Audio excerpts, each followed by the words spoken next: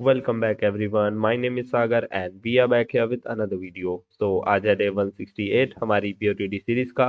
और आज के इस क्वेश्चन का नाम है ब्रेक अ नंबर। और यार ये गिवन तो है बिल्कुल इजी लेवल क्वेश्चन, बट इसमें आपको क्या करना है, बस इसमें एक छोटा सा पैटर्न फाइंड करना है और आपका फिर ये सोल्यूशन हो जाएगा। तो first of all we are given really large number n and we have to break it into three whole numbers such that they sum up to the original number and find the number of ways to do so। तो हमको करना क्या है, हमको सबसे पहले n given होगा तो n की वैल्यू बहुत लार्ज हो सकती है। इसका मतलब क्या है, हमारे पास कंस्ट्रेंट है 1 टू लेके 10⁻9। तो इसका मतलब है 10⁻9। तो हम यार ऑफ n वाली अप्रोच भी लिख सकते हैं। हमको कोई कांस्टेंट कांस्टेंट टाइम वाली हमको कोई ऐसी अप्रोच लिखनी पड़ेगी जिससे हमारा सोल्यूशन आ जाए। तो सबसे पहले हमको करना क्या है, हमको n को हमको तीन होल नंबर में ब्रेक करना है और फिर हमको बताना है कि हम कितने नंबर से उनका सम करके हम n बना सकते हैं। जैसे अगर हमारे n की वैल्यू 2 है तो 2 को हम होल नंबर से कितने तरीकों से बना सकते हैं। होल नंबर में हमारे पास जीरो भी काउंट होगा, 0 0 2। तो ये हमारे पास इन तीनों का सम मिला के हमारे पास क्या बन रहा है, 2। तो 0 2 0, तो ये भी हमारे पास क्या बन रहा है, 2। और 2 0 0, तो ये भी हमारे पास 2 बन रहा है। या फिर इसको हम अलग तरीके से लिखें तो हम क्या करेंगे, सबसे पहले हम फर्स्ट पोजीशन फिक्स कर रहे हैं। तो अगर हमने ये 0 फिक्स कर दिया तो यहाँ पे हमारा 0 2 आ गया। और फिर हमारे पास ये वाली पोजीशन फिक्स कर देते हैं। इसको अगर हमने 0 कर दिया तो ये वाला हमारे पास 2 ही आ सकता है बस। तो उसके बाद हम इसको 1 कर देंगे। तो 0 1 और फिर ये हमारे पास 1 आ जाएगा।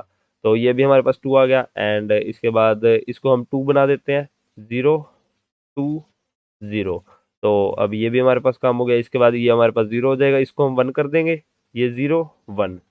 तो ये अभी 1 रहेगा, ये 1 ये 0। तो इसके बाद और केस क्या बन सकते हैं, यहाँ पे 2 0 0। तो आई थिंक ये हमारे पास कितने बन गए, 6। तो आई थिंक हाँ, हमारे पास 2 की वैल्यू 6 आ रही है। तो हमारे पास ऐसे करके हमको फिक्स, यहाँ पे हम अगर फर्स्ट पोजीशन फिक्स कर दें पहले, फिर सेकंड पोजीशन फिक्स कर दें, फिर थर्ड पोजीशन फिक्स कर दें, ऐसे करके हमारा आंसर आ सकता है ब्रूट फोर्स से। बट हमको करना क्या है इसमें, ओ 1 से। तो उसके लिए यार हमको कोई पैटर्न ढूंढना पड़ेगा। तो पैटर्न ढूंढने के लिए हम यहाँ पे चीज करते हैं। सबसे पहले हमारा 2 का आंसर आ गया 6। अब इसके बाद हमारे पास 3 का आंसर क्या आएगा, 3 के लिए पहले पहली पोजीशन फिक्स करेंगे तो 0 3। फिर यहाँ पे हमारे पास 1 आ जाएगा, यहाँ पे 2 आएगा। और यहाँ पे हमारे पास स्टार्टिंग में 0 ही रहेगा, ठीक है। तो यहाँ पे हमारे पास फिर 2 आ जाएगा, यहाँ पे 1 आ जाएगा। और फिर यहाँ पे 1, यहाँ पे 0, यहाँ पे 2, यहाँ पे 1 आएगा। तो यहाँ पे भी 1, यहाँ पे भी 1। एंड ऐसे करके चलो यार हम ज़्यादा टाइम नहीं लगाते, यहाँ पे इसके आप और परमुटेशन में निकाल सकते हैं। ऐसे करके यहाँ पे सबसे पहले हमने 1 फिक्स करा है तो इसके बाद इसकी और वैल्यूज आएंगी, फिर हम इसको 2 को फिक्स कर लेंगे और फिर हमारे पास और नंबर ऑफ परमुटेशन बनेगी। तो इसके अंदर यार हमको सबसे पहले पैटर्न ढूंढना है। तो हमारे 2 के लिए आंसर क्या आएगा, हमारे पास 2 के लिए हमारे पास आंसर आएगा 6। और 3 के लिए हमारे पास आंसर क्या आएगा, 3 के लिए हमारे पास 10 आंसर आएगा। 3 के लिए आएगा 10। और हमारे पास 4 के लिए हमारे पास आंसर क्या आएगा। तो अगर 4 के लिए आंसर देखना है तो यहाँ पे सबसे पहले कुछ भी रिटर्न करा देते हैं और हम इनपुट में 4 के लिए चेक करते हैं। तो 4 के लिए हमारे पास आई थिंक 15 आंसर आना चाहिए। तो यहाँ पर 4 के लिए हमारे पास 15 आंसर ही आ रहा है। तो 4 के लिए हमारे पास 15 आ रहा है, तो ऐसे करके हमारे पास 5 के लिए भी कुछ आंसर आएगा। तो 5 के लिए भी चलो चेक कर ही लेते हैं। तो 5 के लिए हमारे पास कुछ आंसर आएगा और इसको अब हमने यहाँ पे आपको सीरीज बनने स्टार्ट हो जाएगी। तो 6 फिर 10 फिर 15, इसके बाद हमारे पास इसके बाद एक और वैल्यू आएगी तो हम उसको सीरीज में रखेंगे। तो 6 है सबसे पहले, फिर हमारे पास 10 है, फिर हमारे पास 15 है, और उसके बाद हमारे पास क्या है, 21। तो 21, तो इसके अंदर आपको अगर कोई पैटर्न दिख रहा है तो आपको वो पैटर्न फॉलो करना है। तो हमको यहाँ पे पैटर्न क्या दिख रहा है, अगर आपको 6 के बाद 10 हमारे पास कितने के बाद है, 4 के बाद। और ये हमारे पास 10 के बाद 15 हमारे पास 5 डिफरेंस पे है, ये हमारे पास 6 डिफरेंस पे है। तो ऐसे करके ये आगे हमारा 7 डिफरेंस होगा, फिर 8 डिफरेंस होगा।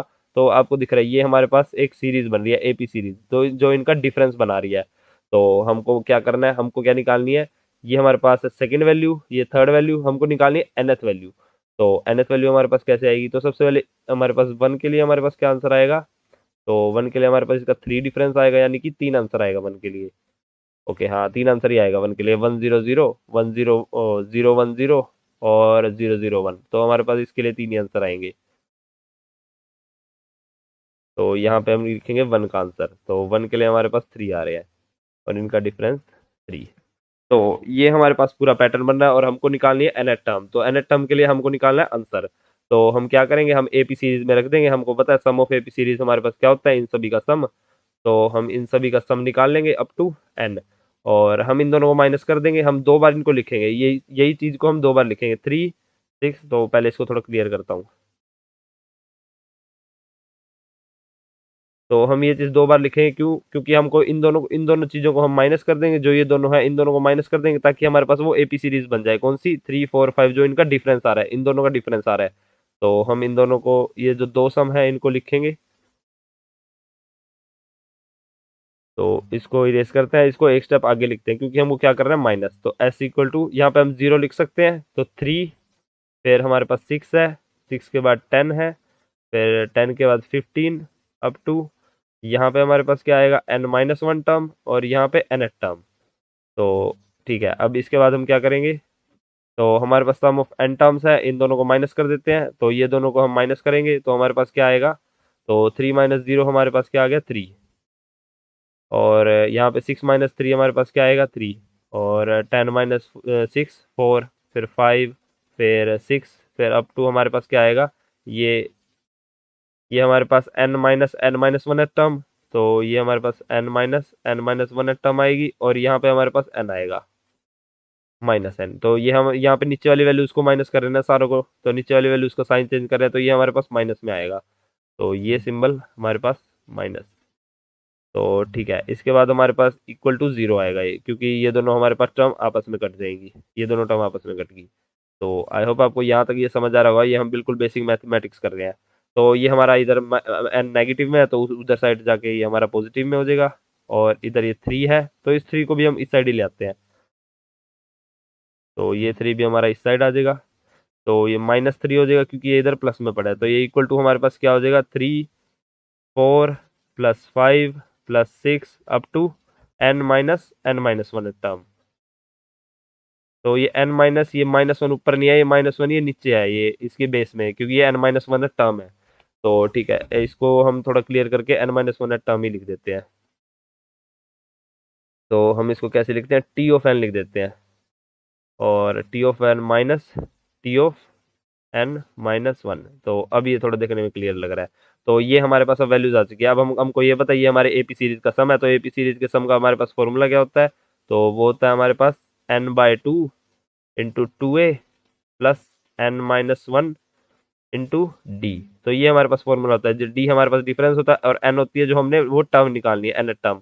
तो इसके अंदर हमारे पास ये पूरी सीरीज का सम है, और इसमें हमारे पास लास्ट टर्म कौन सी है? लास्ट में हमारे पास n - 1। तो यहाँ पे हम n की जगह n - 1 पुट करेंगे। तो इसके अंदर हम क्या करेंगे? n की जगह जितने भी n - 1 पुट करेंगे, और a हमारे पास क्या होता है? First term. तो ठीक है, अब हम ये वैल्यू पुट कर लेते हैं। तो n - 3 इक्वल टू, तो इसके अंदर अगर हम वैल्यू पुट करेंगे तो n - 1/2 into 2 into 3 plus n - 1 तो n - 2 हो जाएगा, इंटू हमारे पास d की वैल्यू क्या है? तो 4 - 3 यानी कि 1। तो इसके अंदर हमारे पास क्या आएगा? तो अगर हम इसको सॉल्व करें तो इसको हमको पहले अंदर वाले को सॉल्व करना पड़ेगा। तो n - 3 equal to n - 1/2 into 6। 6 - 2 हमारे पास ये क्या हो जाएगा? 4। 4 प्लस n है ये। ओके, सो राइट। तो ये हमारे पास क्या है? यहाँ पे हमारे पास n - 3 है, यहाँ पे ये हमारे पास n - 1/2, और ये इनटू में इसके n/2 हो जाएगा। और ये इन दोनों के अगर हम डिवाइड कर दें, तो अलग अलग डिवाइड नहीं कर सकते, राइट? तो हम इसको ऐसे ही एज इट इज रहने देते हैं। तो n+4। तो हमारे पास अभी ये टर्म बन रही है, तो इसको सिंप्लीफाई करके अगर हम लिखें तो हमारे पास आगे क्या आएगी? तो इसके बाद मैं सिंप्लीफाई करके डायरेक्टली आपको इसका सोल्यूशन लिख के दिखाता हूँ।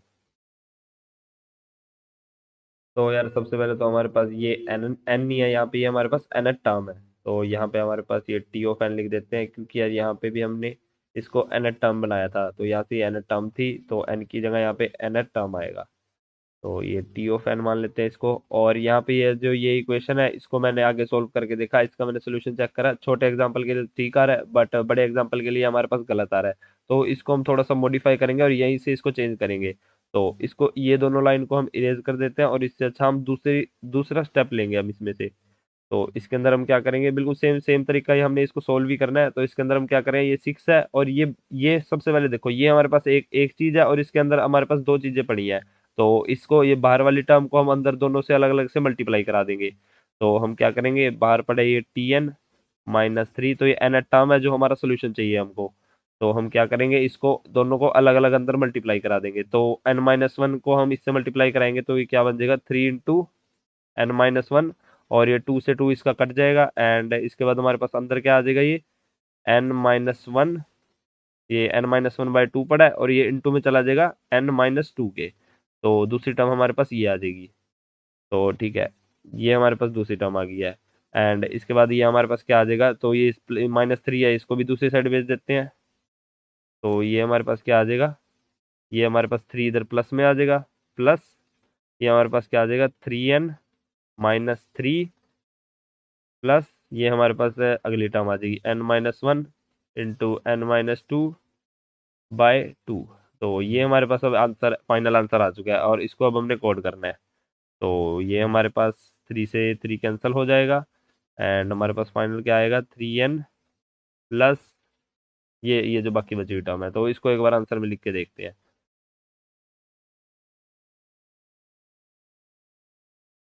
तो ये टर्म मैंने लिख दिया यहाँ पे, और इसको एक बार चेक करते हैं अब। तो ये आप देख सकते हो यहाँ पे एग्जैक्ट सेम टर्म है जो अभी हमने डिराइव करी है, 3n। तो ये हमारा 3 से 3 कैंसिल हो गया था, तो यहाँ पे 3n बच गया, प्लस n-1 इंटू n-2/2। तो ये हमारे पास पूरी टर्म बची है यहाँ पे, और यहाँ पे हमारे पास इसके लिए आंसर ठीक आ रहा है। कोई और टेस्ट केस चेक कर लेते हैं 16 के लिए। और इसके साथ साथ यार यहाँ पे हमको मोड की भी जरूरत पड़ी, क्योंकि ये हमारे पास वैल्यू बहुत बड़ी आ सकती है। और यहाँ पे यार साथ साथ देखो, यहाँ पे हम डिवाइड कर रहे हैं, तो अगर हम मोड के अंदर हम डिवाइड करते हैं तो हमको डिवाइड के लिए मॉड्यूलर की अलग प्रॉपर्टी यूज करनी पड़ेगी। तो उससे उससे अच्छा हम यहाँ पे क्या कर सकते हैं, इसके इसकी जगह हम इसको लॉन्ग का यूज कर सकते हैं। तो लॉन्ग का यूज करने से वो हमारे पास इंटीजर आउट ऑफ बाउंड नहीं जाएगा, और फिर हम एट लास्ट इसको हम क्या करेंगे, टाइप कास्ट करके इंटीजर में रिटर्न करा देंगे। तो एन की वैल्यू ले लेते हैं सबसे पहले यहाँ पे, और इसको ब्रैकेट लगाते हैं, यहाँ पे मोड करते हैं 1 2 3 4 5 6 7 8 9, एंड एट लास्ट इसको हम इंटीजर में टाइप कास्ट कर देंगे। तो अब चेक करते हैं, और कोई बड़ी वैल्यू डाल के देखते हैं इसके अंदर। तो आई थिंक 1600 या 16,000, चेक करते हैं। तो हाँ, अभी अभी हमारे पास आंसर ठीक आ रहा है। तो बस आज के लिए इतना ही। ये हमारे पास एल्गोरिदम है, ओ वन टाइम वाली और वन स्पेस वाली। ओके, तो हमारे पास अब आंसर गलत आ गया। तो इसके अंदर हमारे पास क्या प्रॉब्लम आ रही होगी, तो 3 × n, तो ब्रैकेट का हम यहाँ पे यूज़ करते हैं, 3 × n प्लस, सबसे पहले हमें यहाँ पे ब्रैकेट यूज़ करना है, उसके बाद हम यहाँ पे मोड का यूज़ करेंगे। तो चेक करते हैं।